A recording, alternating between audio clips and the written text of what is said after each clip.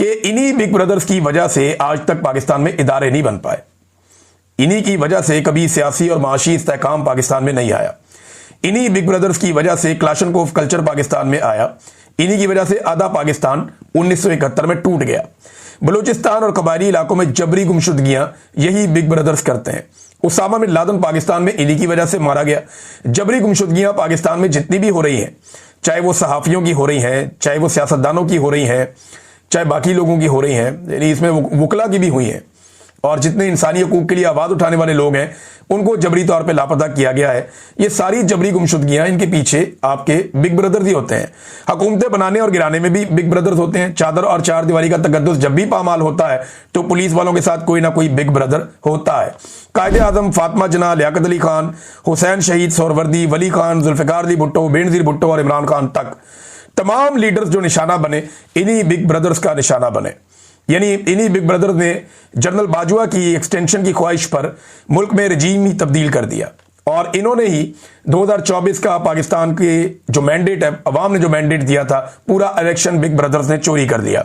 मन मर्जी की FIR लोगों के ऊपर करवा दी। सहाफियों को, वकीलों को, इंसानी हकूक के लिए आवाज उठाने वालों और अपने हकूक मांगने वालों तमाम तबकात के लोगों को जबरी तौर पर लापता किया। जजों और सियासतदानों के कमरों में जो खुफिया कैमरे लगाए गए, वो भी बिग ब्रदर्स के ऊपर इल्जाम लगता है।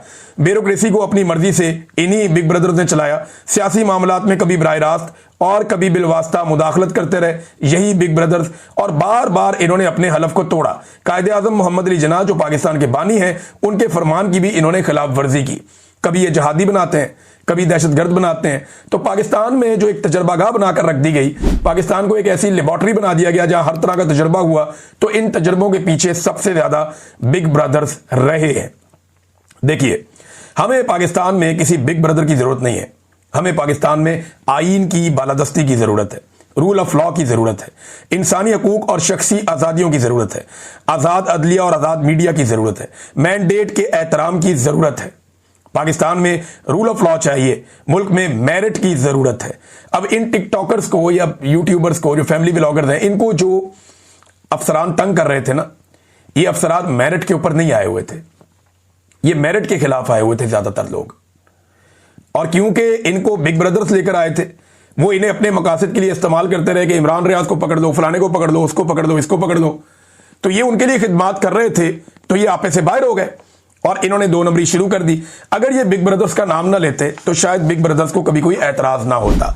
आज पाकिस्तान के ऊपर जो नाअहल और करप्ट टोला मुसल्लत है, उसके पीछे भी ये बिग ब्रदर्स हैं। अब ये जो टिकटॉकर्स हैं या जो फैमिली व्लॉगर्स हैं, या तो एस्टेब्लिशमेंट अपने अरबों के बजट में से इनको करोड़ों रुपया दे हर महीने ताकि इनका नुकसान ना हो। और देखें, अवाम की राय के खिलाफ अगर कोई वारदात वाकई डाली जा रही है, तो मैं एक बात सीरियसली बता दूं कि पाकिस्तान के जो सबसे बड़े सियासी एक्टर्स हैं ना, वो इस मुल्क में नाकाम हो गए। एक्चुअली तो ये लोग इंटरटेनर्स हैं, ये लोगों को इंटरटेन करते हैं। तो इंटरटेनमेंट इंडस्ट्री के लोग तब तक कामयाब रहते हैं जब तक कि वो लोगों के साथ जुड़े रहते हैं और लोगों की नजर में कंट्रोवर्शियल नहीं होते। जब वो कंट्रोवर्शियल हो जाते हैं तो उनका डिक्लाइन शुरू हो जाता है देर सवेर। तो इस चीज से बचने के लिए इन तमाम फैमिली व्लॉगर्स को मेरा यह मशवरा है कि अगर आप पे दबाव डाला भी जा रहा है तो कोशिश करें कि जितना हो सके इस कंट्रोवर्सी से आपने बचना है। बिग ब्रदर आपको थोड़ी देर के लिए अच्छा लग सकता है, हमें भी थोड़ी देर के लिए बहुत अच्छा लगता था, लेकिन ये ज्यादा देर के लिए या लंबे अरसे के लिए ये नुकसानदेह है और इसने पाकिस्तान को बहुत नुकसान पहुंचाया। तो आप इससे महफूज रहें और अपना काम करें, अपने काम पर तवज्जो दें। आप लोग अच्छा इंटरटेन कर रहे होंगे लोगों को, तो लोगों को इंटरटेन करें, उन्हें खुश रखें और आप खुद भी खुश रहें, और अल्लाह ताला आप सबको अपने हिफ्ज़ व अमान में रखे। लेकिन इस तरह की अगर कोई चीज़ आप करने जा रहे हैं तो एक मरतबा सोचिएगा ज़रूर, क्योंकि बाद में फिर आपको भी ये कहना पड़ेगा कि अब पछताए क्या जब चिड़ियाँ चुग गई खेत। तो इससे आपने बचना है। नाज़रीन, एक खबर मैं आपको और देता हूँ। देखिए, पाकिस्तान में और भारत में एक ही दिन में दो एक्टिविटीज़ हुई और दोनों एक्टिविटीज़ में आपके सामने रखूंगा तो आपको फ़र्क पता चल जाएगा। एक ही दिन अमेज़न ने यह ऐलान किया कि वो भारत में 35 अरब डॉलर्स की सरमायाकारी करने जा रहा है, और उसी दिन पाकिस्तान ने यह ऐलान किया कि IMF पाकिस्तान को 1.3 अरब डॉलर्स कर्जा देने जा रहा है। अंदाजा करें आप, ये भारत है और ये पाकिस्तान है। एक के तैयारे गिरे और एक ने गिराए, लेकिन हम कहां खड़े हैं? $35 अरब सिर्फ एक कंपनी भारत में सरमायाकारी लेकर आ रही है, और पाकिस्तान से सारी कंपनियां जो बैनुल-अक़वामी थी वो एक एक करके भागती जा रही हैं, पाकिस्तान से निकलते जा रहे हैं।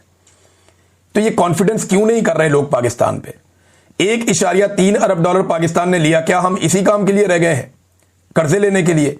और भारत सरमायाकारी भारत के अंदर लेकर आ रहा है। पाकिस्तान इतनी सरमायाकारी पिछले कई सालों में नहीं ला सका जितनी एक एक सौदे में भारत अपने मुल्क के अंदर ले आता है। बेशक वो बड़ा मुल्क है, लेकिन हमारे पास भी पोटेंशियल है, हम उनके साथ ही आजाद हुए।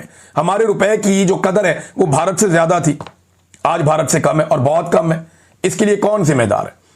जनरल लोदी की बात जो है, जो मैंने पहले आपको सुनाई, उसे याद रखिएगा, बल्कि बार बार याद कीजिएगा।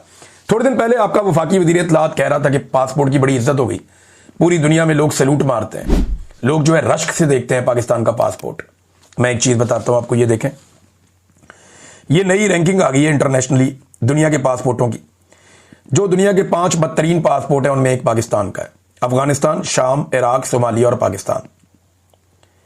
और यमन, शुमाली कोरिया, फलस्तीन, Bangladesh, Sudan, Libya, Kenya, Nigeria, Ethiopia, Iran, Nepal, Bhutan, Congo, Sri Lanka, Burma, Vietnam, Bosnia, ये सारे मुल्क पाकिस्तान से बहुत बेहतर हैं। इनके पासपोर्ट पाकिस्तान से बहुत बेहतर है। इंडिया तो बहुत ही बेहतर है। ये पाकिस्तान की हालत किसने की? किसने की पाकिस्तान की ये हालत? और क्यों हुई ये पाकिस्तान की हालत? लोग क्यों हम पर एतबार नहीं करते?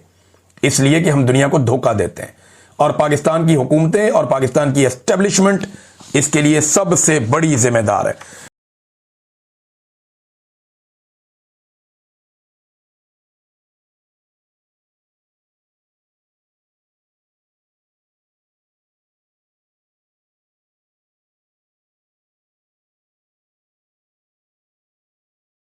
इमरान खान साहब का तो स्टेटमेंट बाहर आता है ना, जिससे डर है। यह आसिम मुनीर को पसंद नहीं है कि इमरान खान साहब उन्हें जहनी मरीज के, और यह बड़ा इशू बन गया है। ये इतना बड़ा इशू बन गया है जहनी मरीज का लफ्ज कि ये आसाब पे सवार हो गया मिलिट्री एस्टेब्लिशमेंट की। इमरान खान साहब की एक खूबी है कि वो जिस शख्स को जो लफ्ज दे देते हैं या जिसके बारे में जो बोलते हैं, लोग फिर उसको उसी तरह से देखना शुरू हो जाते हैं, और थोड़े अरसे के बाद उसका इमेज ही वो बन जाता है। ये प्रॉब्लम है। अब इमरान खान साहब ने आसिम मुनीर साहब को ज़हनी मरीज का खिताब दे दिया कि ये ज़हनी मरीज है। यानी कोई आसिम मुनीर साहब के आसपास ऐसा कोई आदमी नहीं है जो उनको ये बताए कि जनाब ये आपका मुकाम नहीं है, इन चीज़ों से बाहर निकलें, इमरान खान की मुलाकातें खोलें, तनकीद होती है तो उसको बर्दाश्त करें। और आहिस्ता आहिस्ता जो तनकीद करने वाले लोग हैं उनको भी इस बात का आइडिया होगा कि तनकीद का लेवल क्या होना चाहिए। तनकीद का असर तभी होता है जब वो लॉजिक के साथ दलील के ऊपर हो। अगले वीलॉग में आपको बताऊंगा। अब तक के लिए इतनी, अपना ख्याल रखिएगा, अपने चैनल का भी। अल्लाह हाफ़िज़।